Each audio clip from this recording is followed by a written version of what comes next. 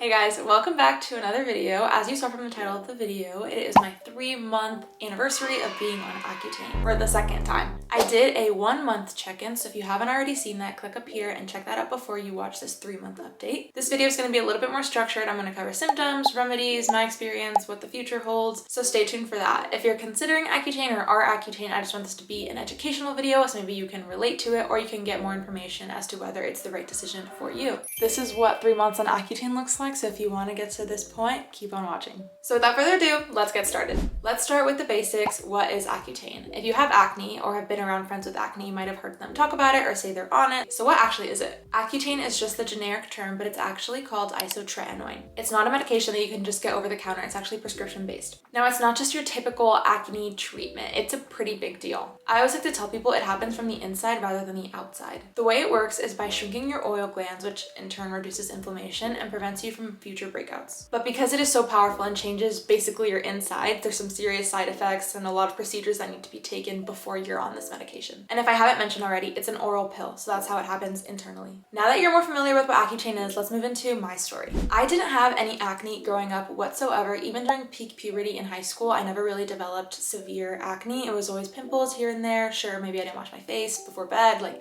random things like that that are typical. Then we move into my first semester of college and bam, just like acne everywhere, on my back, on my face, on my cheeks. Like, it was pretty bad. And to this day, I still don't know why I developed so much acne basically overnight in my head. My parents like to say it was my change in environment. Maybe I was stressed. I was starting a whole new chapter of my life.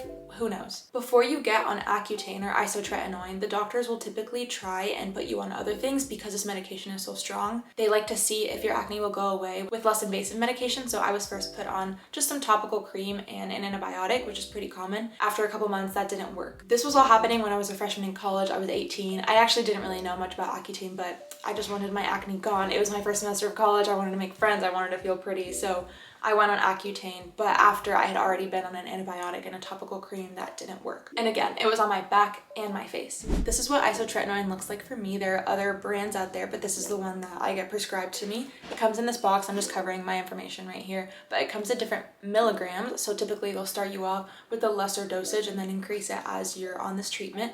And the treatment is usually 6 to 9 months, depending on what the doctor wants to do with you and how severe your acne is. I just finished month 3. So on my first month, I was on 40 milligrams and right now I'm on 60 milligrams. So I actually have to take 2 pills of these a day. One of the biggest things that you can't do when you're on this medication is get pregnant because it will cause birth defects in the baby, unfortunately. So you actually have to wait a month until you finish the medication if you even want to start trying to get pregnant, because you need to let it get it out of your system. You will see signs everywhere about not getting pregnant, and this is what it looks like.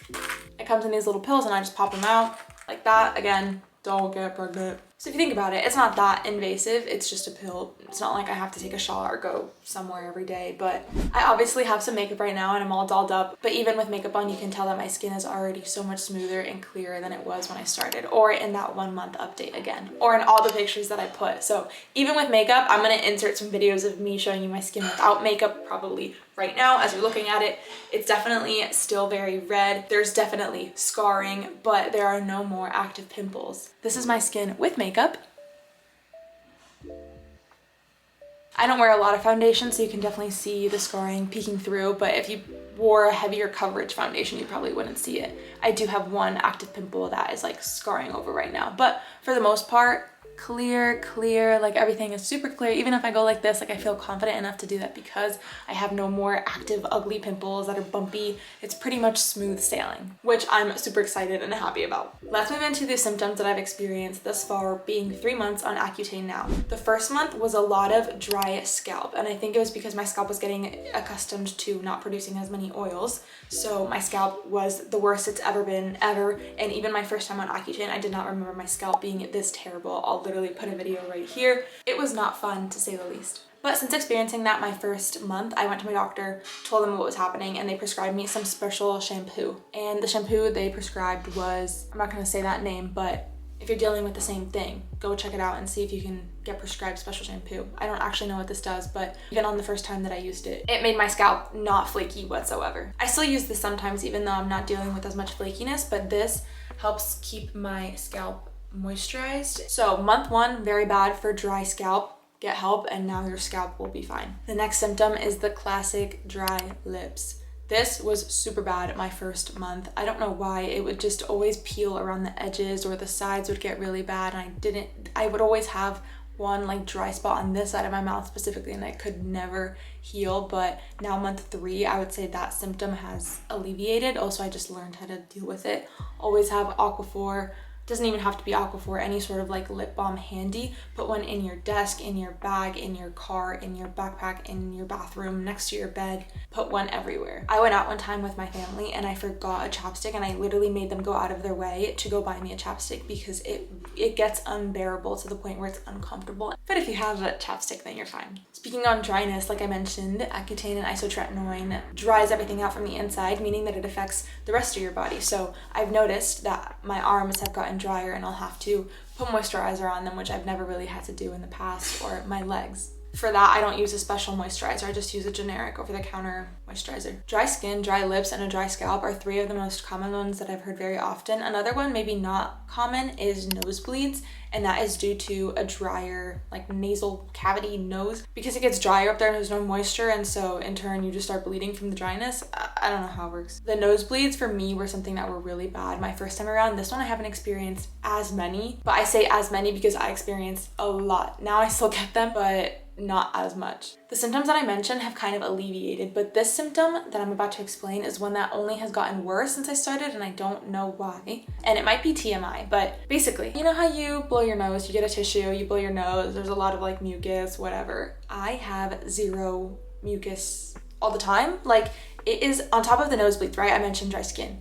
You know how you get like boogers, right? Like you need to clean out the back cave, whatever. I will have to, oh my god, I can't believe I'm about to say this. I will have to go digging sometimes and like scratching because the boogers, I guess, like stick to the sides of my nose because like they're so dry.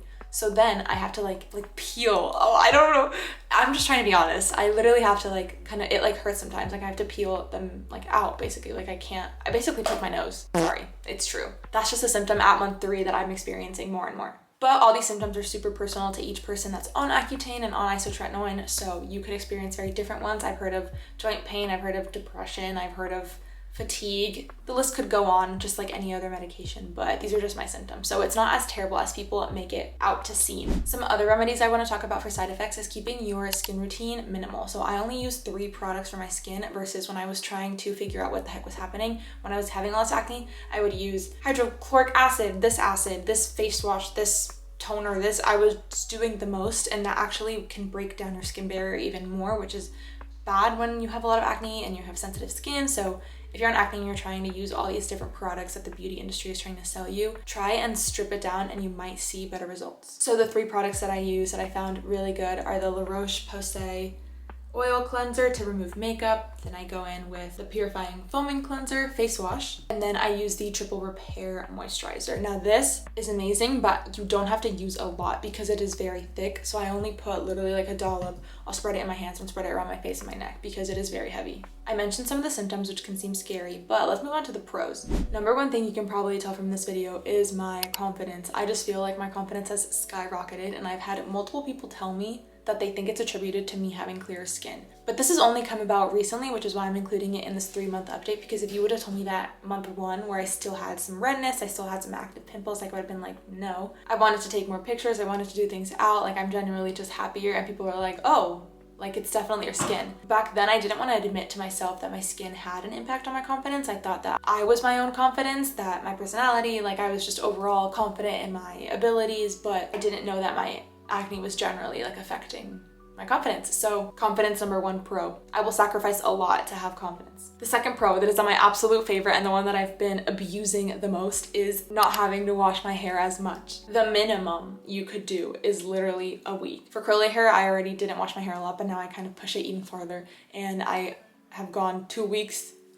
I have gone 3 weeks. It's not recommended, I would say, but it is something that has definitely come in clutch as someone with curly hair. So this is my first time wearing my curly hair natural since I think I started Accutane, because I've always been straightening it, curling it, because it lasts forever. The third thing that I don't have to worry about much while being on Accutane is my acne triggers. So a lot of times people refuse to eat certain foods because they know it triggers more oil or their acne, or I don't have to worry about much as like changing my pillow or just little things like that that would cause breakouts before now don't really occur. So I'm 3 months in. How much do I have left?